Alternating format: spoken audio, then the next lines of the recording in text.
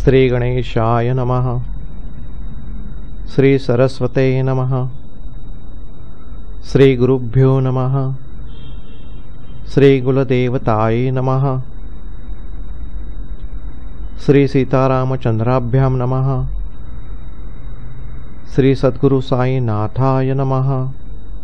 श्री साईबाबांचे बोल एका वाक्यात संक्षिप्तपणे व्यक्त केलेले खूपच लहान असत, परंतु अर्थाच्या भारदस्तपणामुळे समजण्यास कठीण जात असत. विशालतेने फार अघळपघळ असत, पण एकवटलेले सुद्धा तेवढेच असत. असे हे बाबांचे बोल अर्थाच्या तात्पर्यामुळे अति गंभीर असत. कधीही निरर्थक किंवा पोकळ बडबडीचे नसत, तर सौम्य किंवा शांत व अत्यंत मोलाचे असत. पहिल्यापासून शेवटपर्यंत एकसंगतीने राहावे, दैवाने जे प्राप्त होईल त्याला अनुसरून वागावे, सदा संतुष्ट असावे आणि केव्हाही संचित म्हणजे काळजी करत नसावे. अरे, मी घरादाराशिवाय फकीर झालेलो आहे, बेफिकीर होऊन सर्व कटकट टाकून एका ठिकाणी स्वस्थ बसलो आहे, तरी ती टाळता न येणारी माया मला सुद्धा सतावते. मी तिला विसरतो, पण ती मला विसरत नाही. मला ती सतत बिलगते. हरीची आधी मायाच आहे. ब्रह्मदेव वगैरेंची सुद्धा जी तारांबळ उडविते, तेथे माझ्यासारख्या दुबळ्या फकीराची काय कथा. हरीच जेव्हा प्रसन्न होईल तेव्हा तिचे गांजणे बंद पडेल. हरीचे अखंड भजन केल्याशिवाय मायेचे निवारण होणे शक्य नसते, असे हे मायेचे महिमान बाबा भक्तांना सांगत असत. आणि हरीच्या सेवेपूजेने तिची शांती होण्यासाठी सदा भजन करण्याच्या स्थितीची प्रशंसा करीत असत. संत माझ्या सचेतन मूर्ती आहेत, असे श्रीकृष्ण भगवानांनी भागवतात उद्धवाला स्पष्ट म्हटलेले शब्द कोणाला ठाऊक नाहीत, परंतु भक्तांच्या कल्याणासाठी दयेचे सागर साई समर्थ सत्य व अर्थयुक्त बोलले ते अतिनम्र होऊ नये का. ज्यांची पापे धुवून निघाली आहेत तेच खरे पुण्यात्मे माझ्या भजनी लागले आणि त्यांनाच माझी खूण पटली. साई साई असे नित्य म्हणाल तर मी 7 समुद्रापलीकडे लक्ष ठेवून तुमचे काळजीपूर्वक रक्षण करीत. या माझ्या शब्दावर विश्वास ठेवाल तर खात्रीने तुमचे कल्याण होईल. मला पूजेची सामग्री नको किंवा 8 किंवा 16 प्रकारचे पूजेचे उपचार नकोत. जेथे अमर्याद भक्तिभाव असेल त्या ठिकाणी माझी वस्ती असेल, असे बाबा भक्तांच्या प्रेमामुळे वेळोवेळी बोलून गेले. त्या प्रेमळ शब्दांची आता आठवण करून मनाला रमवूया. असा हा दयाळू व शरण आलेल्यांचा पाठीराखा साई सखा आहे. भक्तांचा चांगला कैवार घेऊन त्याने काय नवल केले पहा. मनाचे अनेक ठिकाणी असलेले लक्ष घालून त्याला एकाग्र करून ही नवी कथा समूळ ऐकावी, म्हणजे आपले काम पुरे होईल. साईमुखीची जी अमृतवृष्टी तीच येते पुष्टी, म्हणजे संतोष व समाधान, व तुष्टी म्हणजे भरभराट व प्रगती असते. आपले हित करून घेण्याचे जर मनात असेल तर शिर्डीला येण्याच्या दगदगीला कोण बरे कंटाळेल. मागील अध्यायाची संगती अशी आहे. एका अग्निहोत्र्याला त्याच्या ब्रह्मीभूत झालेल्या गुरूंचे दर्शन देऊन बाबांनी आनंदित केले होते. आता हा अध्याय त्याहीपेक्षा गोड आहे. एका क्षयी व रोड म्हणजे बारीक व वाळलेल्या भक्ताची स्वप्नात खोड मोडून बाबांनी त्याला आरोग्याची जोड दिली. तरी भाविक जन हो, साईनाथांचे पापांचा नाश करणारे व गूढ असे हे चरित्र नीट लक्ष देऊन ऐका. हे चरित्र स्वतःच्या पुण्याने इतरांना पवित्र करणारे आहे. जणू काय गंगा नदीचे पवित्र जलच. या लोकांचे व परलोकांचे हित साधणारे हे चरित्र ऐकणाऱ्या श्रोत्यांचे कान धन्य आहेत. या चरित्राला अमृताची उपमा देऊ पाहावे. तर अमृत काय या चरित्रापुढे जास्त गोड आहे का. अमृत प्राणांचे रक्षण करेल, परंतु हे चरित्र तर जन्म घेण्यापासून सोडविल. जे प्राणी आपल्याला संपूर्ण अधिकार असलेले मानत असतील व ज्यांच्या मनाला आपल्या इच्छेस येईल तसे आपण करू शकू असे वाटत असेल, त्यांनी हे कथानक ऐकावे. जीव जर खरोखरच स्वतंत्र आहे तर मग सुखासाठी रात्रंदिवस कष्ट करूनही त्याच्या पदरी दुःखच का बरे पडते. हा तर नशिबाचा खेळ आहे. दुःखे टाळण्यासाठी जागोजागी सावधान असूनही ती अतिशय तत्परतेने त्याचा शोध घेऊन मागे लागतात. चुकवू जाता गळ्यात पडतात, झटकू जाता आणखीनच चिकटतात. जीवाची ही फुकट धडपड असते आणि अहोरात्र असे अतिश्रमाने थकून जाणे असते. जीव जर खरा स्वतंत्र असता तर पूर्णपणे सुखाच्या अधीन असता आणि दुःखाच्या एका कणालाही जरासुद्धा न शिवता. स्वतंत्र बुद्धी असल्याने पाप करण्यासारखे कधी वागला नसता. पुण्यच खूप गोळा केले असते आणि सुखाचीच वाढ करून घेतली असती.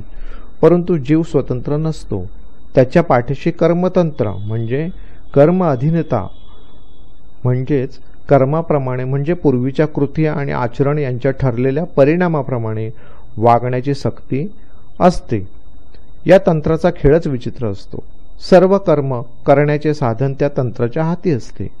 पुण्यकर्म करण्याकडे लक्ष जाते, परंतु पाय पापकर्म करण्याकडे ओढले जातात. चांगल्या कर्माचा ठिकाणा शोधू जाता वाईट कर्माशीच शरीराची भेट होते. पुणे जिल्ह्यातील जुन्नर तालुक्यातील नारायणगावच्या भीमाजी पाटलाची कथा आता ऐका. जणू काय ती मूर्तिमंत अमृताची गोडीच आहे. भीमाजी घरचा सुखसंपन्न होता. आला गेल्यांना अन्न वाटीत असे. त्याचे मन कदापि खिन्न नसायचे आणि तो सदा हसतमुख असायचा. दैवाची तरतूद विलक्षण असते. लाभ किंवा हानी न कळता होतात. कर्माचे भोग चालून येतात आणि नसते रोग शरीरात उत्पन्न होतात. इसवी सन 1909 साली भीमाजीला कमनशीब पीडा देऊ लागले. खोकल्याचा क्षयरोग झाला आणि ताप येऊ लागला. सहन होऊ न शकणारा खोकला येऊ लागला. तापही फार वाढू लागला. दिवसेदिवस जोराने वाढतच गेला आणि भीमाजी निराश झाला. तोंडाला सदा फेस येणे, पूर्णपणे खारटही नाही व गोडही नाही अशा पाण्याच्या व रक्ताच्या गुळणे येणे, पोटात सारखे ढवळून येणे आणि जीव तळमळणे थांबत नव्हते. असा रोगाने पछाडलेला तो भीमाजी बिछाण्याला खिळला. त्याचे हातपाय गळून गेले आणि तो वाळत चालला. सगळ्या उपायांची शिकस्त झाली तरी बरे वाटेना म्हणून तो फार त्रासून गेला. अन्नपान काही आवडत नव्हते. कांजीसारखे आजारी माणसांचे खाद्यही पचत नव्हते. त्यामुळे जीवाचे हाल असह्य होऊन भीमाजी अस्वस्थ झाला आणि त्याला काही सुचेना. देवांची सारी पूजा अर्चा व सेवा झाली. वैद्य डॉक्टरांनी हात टेकले. बिचाऱ्या भीमाजीने जगण्याच्या आशेवर पाणी सोडले आणि तो काळजीत पडला. पाटील मनात खिन्न झाले. थोड्या दिवसांचे सोबती वाटू लागले. दिवसेदिवस उत्तरोत्तर फारच थकले आणि दिवस कसेबसे काढू लागले. कुलदेवता आराधली पण तीही आरोग्यता देईना. ज्योतिषी, भूत, पिशाच्य काढणारे मांत्रिक यांना विचारून पाटील थकले. कोणी म्हणत, कसला हा शरीराचा रोग, काय तरी हा नशिबाचा योग, वाटते पुरा भोगच कोसळला. मनुष्याचा प्रयत्न काही कामाचा नाही. डॉक्टर झाले, हकीम झाले, उपचार करता करता सर्व थकून गेले.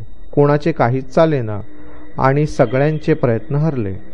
पाटील अत्यंत त्रासून गेले आणि म्हणाले, देवा, मी काय केले? काहीच का उपयोगाला येत नाही. कसले हे पाप तरी? देव तरी कसा हा विलक्षण आहे, जो सुखात लोळत असतो त्याला आपले स्मरण एक क्षणही होऊ देत नाही. खरेच त्याची लीला आश्चर्यकारक आहे. मग जेव्हा त्याच्याच मनात येईल तेव्हा नाना प्रकारच्या संकटांची परंपरा धाडतो आणि आपले स्मरण करवून भक्तांकडून नारायणा धाव असे म्हणवून घेतो. असो, दुःखाने व्याकुळ झालेल्या भीमाजीचा धावा ऐकून देवाला तात्काळ प्रेम दाटून आले आणि भीमाजीला बुद्धी झाली की नानासाहेब चांदोरकर यांना पत्र धाडावे. नानासाहेब काहीतरी करतील जे इतर कोणालाही करता येणार नाही असा पूर्ण विश्वास पाटलांना वाटला. हाच त्यांचा शुभशगुन होता. हेच रोगाच्या बरे होण्याला कारण होते. पुढे त्यांनी नानासाहेबांना सविस्तर पत्र लिहून पाठविले. भीमाजींना नानासाहेबांची आठवण झाली. म्हणजेच साईबाबांची एकदम आठवण झाली आणि रोग बरा होण्याचे साधन उत्पन्न झाले. संतांचे कौशल्य अतर्क्य असते. कालचक्राची रचना असली तरी तेथे हे ईश्वराची योजना असते. म्हणून कोणी दुसरीच काही कल्पना करून उगाच बढाई मारू नये.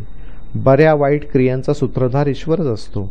तोच मारतो किंवा वाचवितो, कारण तोच एक आहे. पाटलाने चांदोरकरांना लिहिले, औषधे खाऊन खाऊन त्रासलो, जिवंत राहण्याला कंटाळलो, जग उदास वाटते. डॉक्टरांनी आशा सोडली आणि दुखणे बरे होण्यासारखे नाही असे ठरविले आहे. हकीम व वैद्य यांची सुद्धा बुद्धी थकली आहे आणि माझी देखील आशा कुंठली आहे. तरी आता आपल्या पायी एकच विनंती आहे की मला आपली भेट जरूर होऊ द्यावी. हीच माझ्या मनाची आकांक्षा आहे. चांदोरकरांनी पत्र वाचले. त्यांचेही मन खिन्न झाले. भीमाजी मोठे भले ग्रहस्थ होते. नानांच्या मनाला पाझर फुटला. त्यांनी उत्तर पाठविले, साईबाबांचे पाय धरणे हाच फक्त एक इलाज किंवा बरे होण्याचे साधन आहे. बाप व माय तोच आहे. तीच सर्वांची कनवाळू आई आहे. हाकेसरशी धावून येईल आणि कळवळून कडेवर घेईल. लेकरांची सोयी म्हणजे ज्यात समाधान लाभेल ती स्थिती तिलाच ठाऊक असते. क्षयरोगाची काय कथा. दर्शनाने महारोग सुद्धा बरे होतात. शंका मुळीच धरू नका. जा, त्यांचे पाय घट्ट धरा. भक्त जे जे मागतील ते ते त्यांना द्यायचे साईबाबांनी व्रत घेतलेले आहे. म्हणून म्हणतो, घाई करा आणि त्यांचे दर्शन घ्या. भीतीत मोठी भीती मरणासारखी दुसरी कोणती असते का? जा, साईंचे पाय घट्ट धरा. तो एकच तुम्हाला निर्भय करील. इकडे भीमाजींना आपले दुखणे असह्य झाले होते आणि आयुष्याची अखेरची स्थिती येऊन ठेपली होती. नानांचे पत्र वाचून साईबाबांना कधी भेटेन आणि कधी आपले काम साधून घेईन असे पाटलांना झाले. ते अगदी भांबावून गेले व म्हणू लागले, सरसामान सर्व आवरा. उद्याच निघण्याची तयारी करा आणि शिर्डीचा रस्ता धरा. अशा प्रकारे पक्का निश्चय करून सगळ्यांचा निरोप घेऊन पाटील साई महाराजांचे दर्शन घेण्याकरिता शिर्डीला निघाले. बरोबर नातलग घेऊन भीमाजी चटकन निघाले. मनात फारच उत्सुकता होती की शिर्डी मला कशी लवकर दिसेल. मशिदीच्या चौकाशेजरी पुढच्या दारात गाडी आली आणि चौघांनी उचलून भीमाजींना मशिदीत वर आणले. नानासाहेब बरोबर होतेच. ज्यांच्यामुळे साईबाबांचे चरण कमल मिळविणे सगळ्यांना सोपे होत असे ते माधवरावी तेथे आले. पाटलांना पाहून बाबा म्हणाले, श्यामा, हे चोर आणून किती माझ्या अंगावर घालतोस? हे बरे का करतोस? भीमाजींनी साईंच्या पायावर मस्तक ठेवले आणि म्हणाले, हे साईनाथा, या अनाथावर कृपा करा. हे दीनानाथा, मला सांभाळा. पाटलांची व्यथा पाहून साईनाथांना दया उपजली आणि त्याबरोबरच पाटलांचा विश्वास बसला की आपली दुःखाची परिस्थिती आता संपली.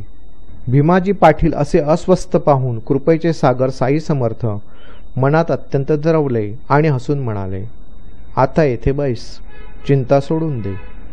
विचारी माणसे उगीच मनस्ताप करून दुःखी होत नसतात. शिर्डीत पाय टाकल्याबरोबर तुझ्या भोगांचा अंत झाला आहे.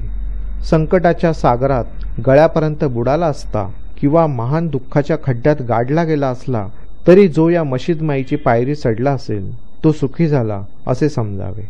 येथील फकीर मोठा दयाळू आहे आणि तुझ्या व्यथा मुळापासून उपटून काढेल. तो मोठा कनवाळू आहे आणि प्रेमाने तुझा प्रतिपाळ करेल. यासाठी तू स्वस्थ राहा. भीमाबाईच्या घरी राहा. 1-2 दिवसात तुला आराम वाटेल. साईबाबांच्या तोंडचे हे शब्द ऐकून जसे एखाद्या मेलेल्या माणसावर अमृताचा वर्षाव होऊन तात्काळ पुन्हा जीवदान लाभावे तसे समाधान पाटलाला लाभले.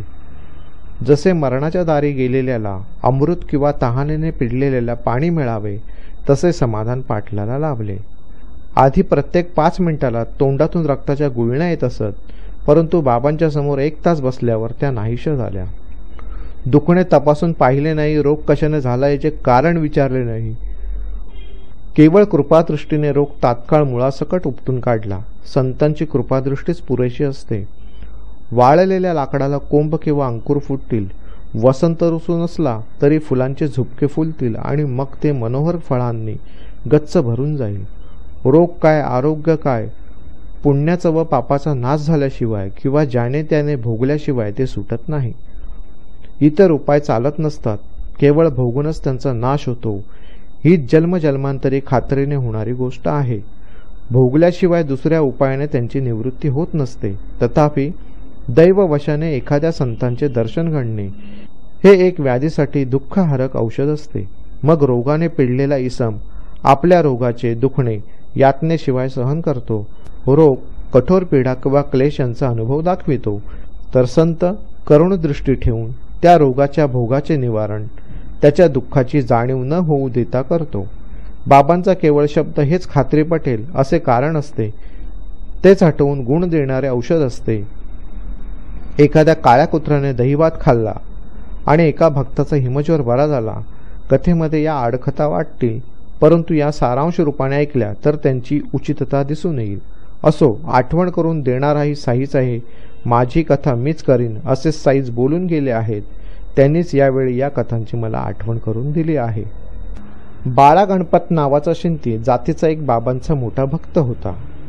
तो एकदा बाबांपुढे अतिशय केविलवाणे तोंड करून विनंती करू लागला, बाबा, कोणते मी असे पाप केले की हा हिवताप मला सोडत नाही?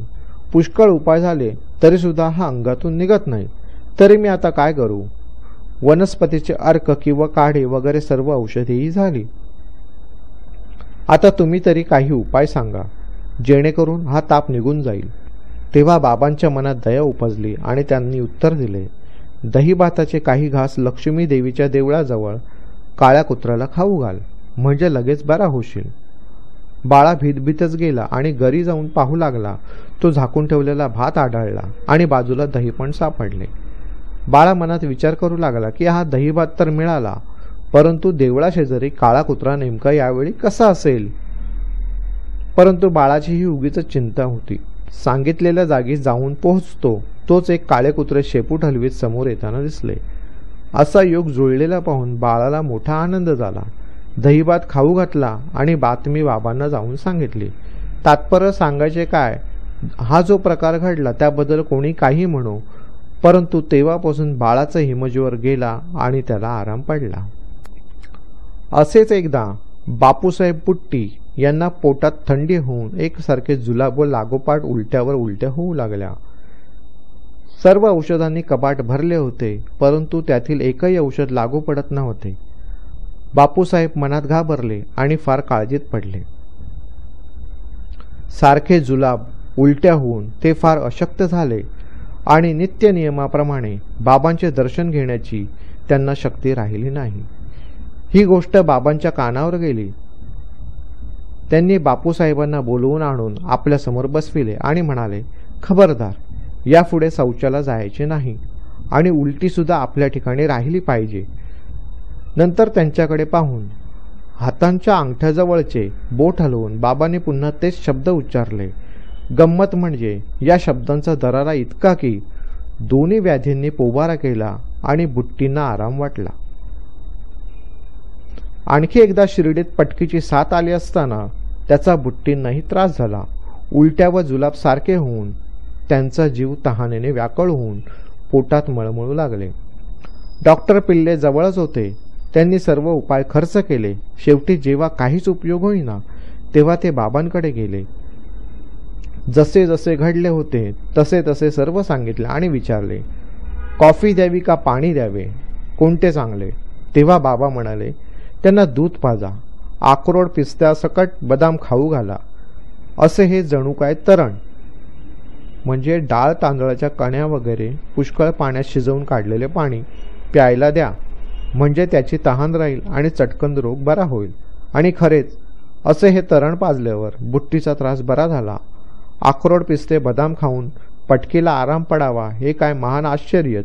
परंतु बाबांचा शब्द हेच विश्वासाचे स्थान असले की सर्व काही सफल होते. तेथे शंका मुळीच कामाला येत नाही.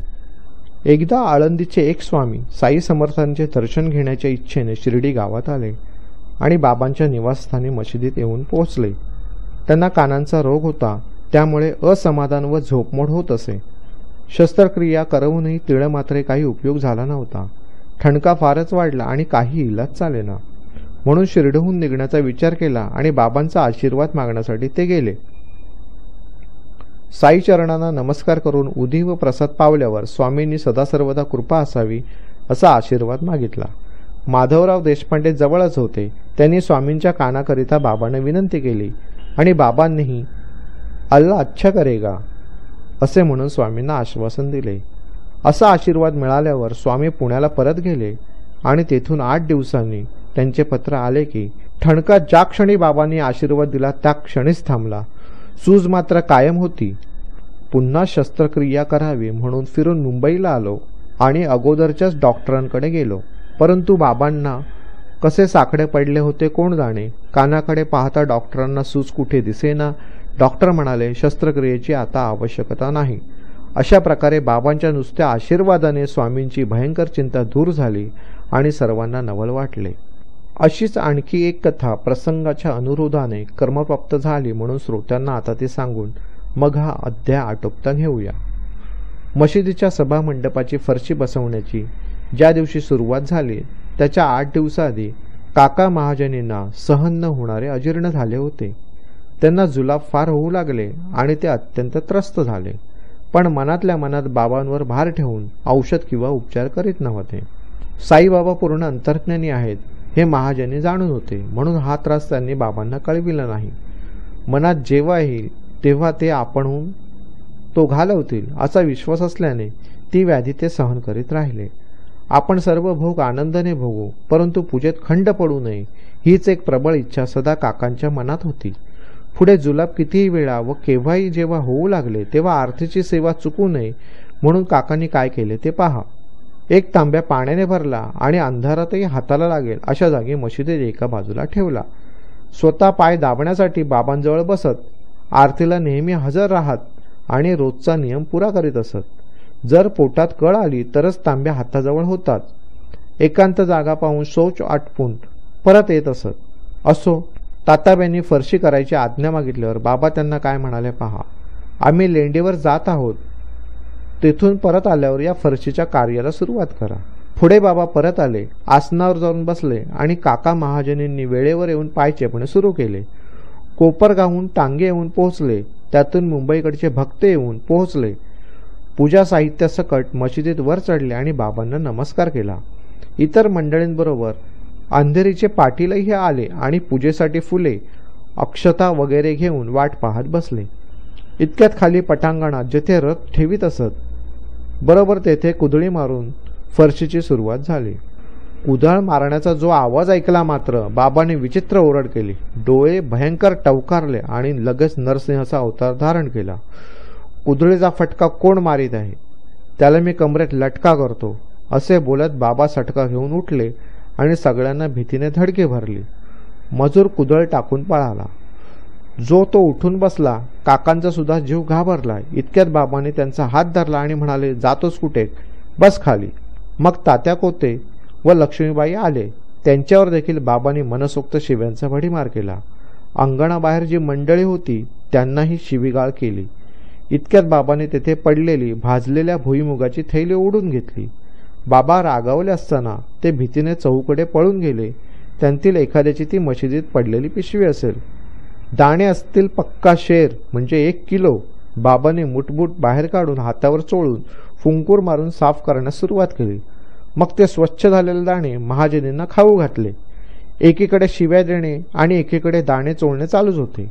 महाजनींना म्हणत, खाऊन घे, आणि त्यांच्या हातावर साफ केलेले दाणे ठेवीत. काही आपल्या तोंडात टाकीत. अशा प्रकारे ती पिशवी संपविली. मग दाणे संपल्यावर म्हणाले, मला तहान लागले आहे, पाणी आण. काकांनी झारी भरून पाणी आणले. स्वतः पिऊन काकांना पी म्हणाले. काकांनी पाणी पिऊन झाल्यावर म्हणाले, जा जा, आता तुझी भ्रोवती थांबली, म्हणजे जुलाब थांबले.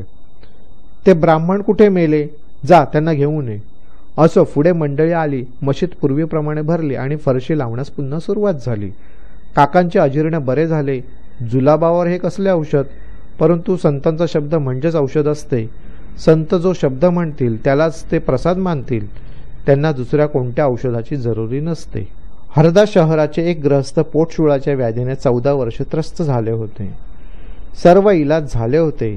त्यांचे नाव दत्तोपंत होते. त्यांनी करणोपकरणी गोष्ट ऐकली की शिर्डीत साई नावाचे महान संत आहेत, ज्यांच्या दर्शनाने सर्व रोग बरे होतात. अशी कीर्ती ऐकून दत्तोपंत शिर्डीला गेले. साईंच्या पायांना नमस्कार केला आणि करुणा भाकू लागले. बाबा, 14 वर्षे झाली पोटशुळाने पिच्छा पुरविला. पुरे हे दुखणे अगदी कळस झाला आता. ते सहन करण्याची शक्तीही राहिली नाही. कोणाला मारले नाही, कोणाचे नुकसान केले नाही, आई बापांचा कधी अपमान केला नाही. पूर्वजन्मीची गोष्ट तर आठवत नाही. मग हे कष्ट मला कशाने बरे होतात? संतांच्या केवळ प्रेमभरीत दृष्टीने, त्यांच्या प्रसादरूपी आशीर्वचनांनी रोग बरा होतो. दुसरे काहीही लागत नाही. तसाच अनुभव दत्तोपंतांना आला. बाबांचा हात मस्तकावर पडताच आणि उदी व आशीर्वाद पावताच मनाला आराम वाटला. मग महाराजांनी त्यांना काही दिवस शिर्डीत ठेवून घेतले आणि हळूहळू त्यांच्या पोटशुळाचा त्रास मुळासकट नाहीसा झाला. असो, असे हे महात्मे. त्यांच्या मनाच्या थोरपणाचे मी काय वर्णन करू. सर्व सजीव व निर्जीव वस्तूंवर त्यांचा सद्भाव असतो आणि परोपकार करणे हा त्यांचा स्वभाव असतो. ही शब्दस्तुती गाऊ जाता एकापेक्षा एक नाना प्रकारच्या गोष्टी आठवतात. तेव्हा आता मागील संगतीने भीमाजीचे चरित्र पुढे चालवूया. असो, बाबाने थोडी उधी मागविली, भीमाजींना थोडी दिली, थोडी त्यांच्या कपाळाला फासली आणि आपला हात त्यांच्या डोक्यावर ठेवला. मुक्कामावर परत जाण्याची आज्ञा झाली आणि पाटलांना हुशारी वाटून ते पायांनी चालतच गाडीपर्यंत निघाले. तेथून बाबांनी सांगितलेल्या जागीच ते गेले. ती जागा जरी अडचणीची व लहान होती तरी बाबांनी सुचविली होती. हेच तिचे महात्म्य होते. मातीचे ताजे थर देऊन चोपण्याने जमीन सपाट व गुळगुळीत झालेली असल्याने ती ओली होती. तरी पाटलांनी ती बाबांची आज्ञा मानली आणि तेथेच सोय लावली. भीमाजीच्या गावात पुष्कळ ओळखी होत्या. सुकी जागा मिळाली असती, परंतु बाबांच्या तोंडी हे स्थान आले ते सोडून आणि दुसऱ्या स्थानाचा विचारच केला नाही. तेथेच 2 पोती पाथरली आणि त्यावर अंथरूण पसरून भीमाजी स्वस्थ मनाने झोपले. मग त्याच रात्री अशी गोष्ट घडली. भीमाजींना स्वप्न पडले. बालपणीचे पंतोजी म्हणजे शाळा मास्तर आले आणि पाटलांना मारू लागले. हातात एक वेताची काठी घेऊन मार मारून त्यांची पाठ फोडली. सवाई म्हणजे कवितेचे एक वृत्त किंवा छंद तोंडपाठ होण्यासाठी आपल्या शिष्याला खूप त्रास दिले. सवाई ती तरी कोणती होती याचे मोठे कुतूहल श्रोत्यांना असेल, म्हणून तिची अक्षरे नक्षरे जी मी ऐकली ती सगळीच देतो. जिस गमे पद अन्यग्रही जरी ठेविले जणू सर्पशिरी. वाक्य जिचे अति दुर्लभ ज्या परी दुर्मिळ ते धन लोभी करी. कांत समागम तेच गमे सुखपर्व नसे जरी वित्त घरी. शांत मने निज कांत मते करी कृत्य सती जनी तीच खरी. अर्थ, दुसऱ्या घरी पाऊल ठेवले तर तिला जणू सापाच्या डोक्यावर पाय ठेवल्यासारखेच वाटते. जिच्या तोंडचे शब्द ऐकणे अगदी कठीण असते. जणू काय धनलोभाच्या हातचा पैसाच. पतीचा सहवास हीच जिची सुखाची अमोल संधी असते.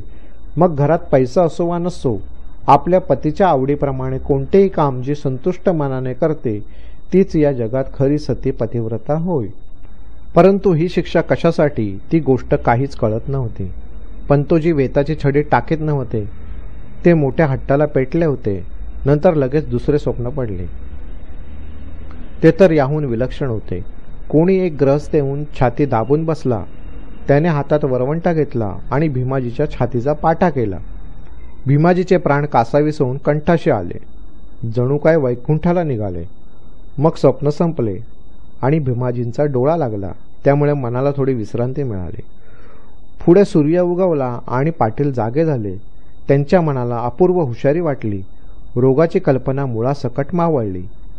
पाटा, वरवंटा व छडीच्या खुणा पाहण्याची आठवणच कोणाला होती. स्वप्नाला लोक आभास म्हणतात, परंतु कधीकधी त्याच्या उलट अनुभव येतो. त्याच क्षणी पाटलांच्या रोगाचा पूर्णपणे नाश होऊन दुःखाचे निवारण झाले. पाटील मनात फारच संतुष्ट झाले. त्यांना वाटले जणू का आपला पुनर्जन्मच झाला. ते हळूहळू बाबांच्या दर्शनाला निघाले. बाबांचा चंद्ररूपी चेहरा पाहून पाटलांच्या आनंदरूपी समुद्राला भरती आले. त्यांचा स्वतःचा चेहराही आनंदाने फुलला. डोळ्यांना ग्लानी येऊन ते झाकले गेले आणि त्यातून प्रेमाश्रूचे लोट वाहू लागले. त्यांनी बाबांच्या पायावर मस्तक ठेवले आणि म्हणू लागले, वेताच्या शिक्षेचा व छाती फाडण्याचा परिणाम बिनचूक गुणकारी झाला.